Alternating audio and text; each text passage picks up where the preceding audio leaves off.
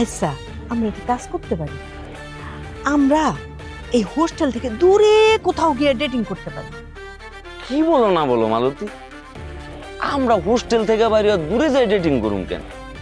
আমরা হোস্টেলে ডেটিং করুম, তো কেউ যাতে না দেখে, কেউ যাতে কোনো কিছু না বুঝে, ওইভাবে সিস্টেম কইরা একজন আরেকজনের সাথে দেখা করবো। এবং দেখা করার আগে আমরা বিভিন্ন দিকে নজরদারি করবো, সাংকেতিক কথাবার্তা ব্যবহার করে তারপর দেখা করবো, যাতে কোনো সমস্যা না।